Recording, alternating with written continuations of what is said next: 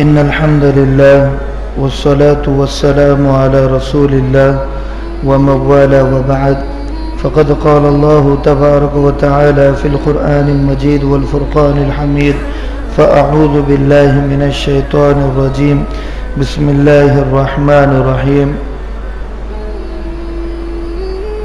ما على الرسول إلا البلاغ والله يعلم ما تبدون وما تكتمون صدق الله العظيم. قال النبي صلى الله عليه وسلم لا تماري أخاك ولا تمازحه ولا تعيده موعدا فتخلفه أو كما قال عليه الصلاة والسلام. عن سفيان بن أسيد حضرمي رضي الله عنهم قال قال رسول الله صلى الله عليه وسلم كبرت خيانة أن تحدث أخاك حديثا هو لك به مصدق وأنت له به وهو كاذب. صدق الله العظيم وصدق رسوله النبي الكريم ونحن على ذلك لمن الشاهدين والشاكرين والحمد لله رب العالمين. یہ باہمی اختلافات کو ختم کرنے کا چھٹا بیان آپ کے سامنے آ رہا ہے. اس سے پہلے بھی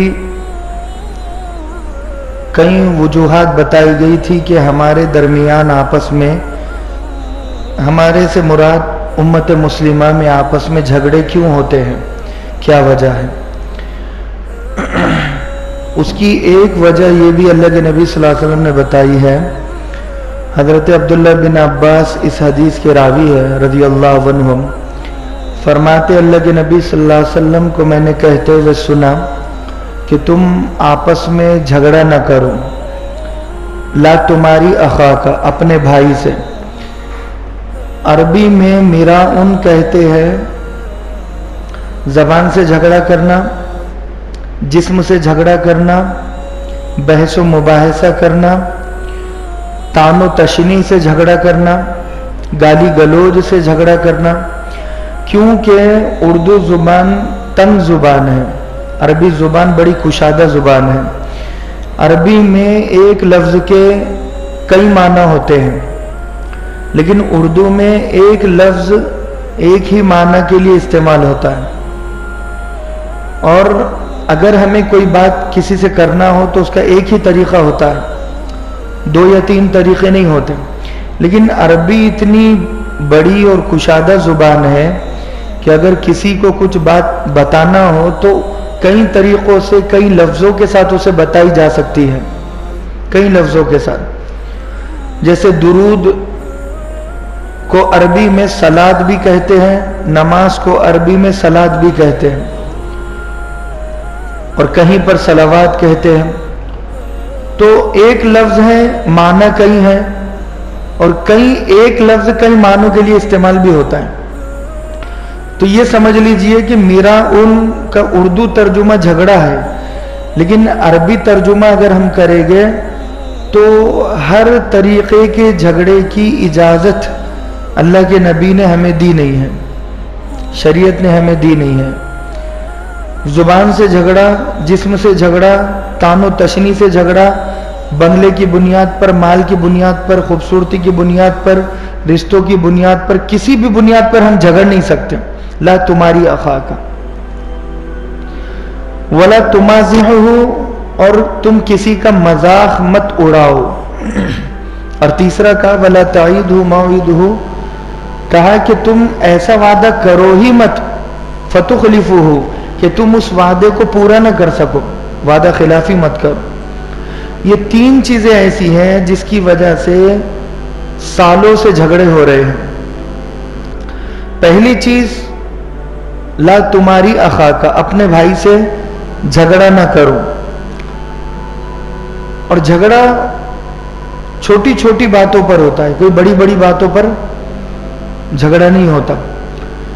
کہ تم نے ہمیں شادی پر بلایا نہیں اس لیے ہم نے تمہیں بلایا نہیں، تم نے جب بچی دیکھنی ہو تو ہمیں تم نے بلایا نہیں اس لیے ہم نے تمہیں نہیں بلایا.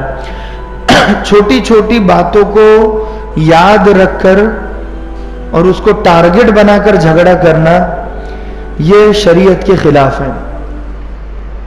یہاں پر ہمیں کہا کہ اگر حق کی بنیاد پر جھگڑا ہے، مثال کے طور پر اگر کوئی پلاٹ ہمارا ہڑپنا چاہ رہا ہے، ہم حق پر ہے، تو اب جھگڑ سکتے ہیں، مقدمہ کر سکتے ہیں.